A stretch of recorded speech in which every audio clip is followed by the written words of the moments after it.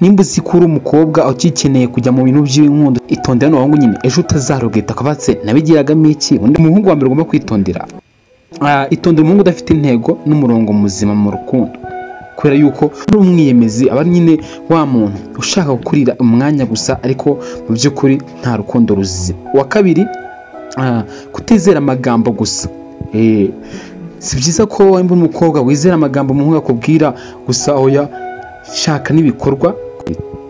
Uwa gatatu, kumenya niba agufata nk'ingenzi cyangwa se utari option, cyangwa se utagufata nk'umuntu nyine wo kugendera mu muhanda. Oya menya neza nimba umuhungu agufata nk'umuntu w'ingenzi. Agiye mu muhungu aba agufite ariko ari ukugira ngo umurinde gutekereza cyane, atagukunda pe. Uwa kane, kwirinda umuhungu ugucunga gusa cyangwa ku bintu ufite. Uwa gatanu, irinda umuntu uguhatiramo ibintu utiteguye. Hari umuhungu uza ahantu ngo ambara tugende, gira gutya na gutya, ako kanya gutunguye.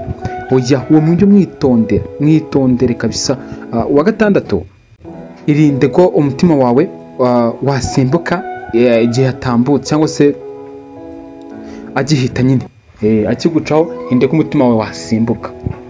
Icyo ni icya gatandatu. Icya karindwi, reba uko yitwara mu bandi bagore cyangwa se mu bandi bakobwa muri rusange, umenye ngo uyu muntu arankunda cyangwa ni ukunkina.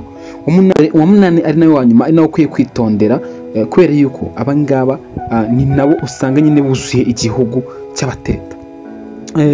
Itondera n'abahungu bakunda kwita ba bad boy. Bano bahungu nyine bikunda kwita bad boy ni abahungu batari beza cyane. Subscribe.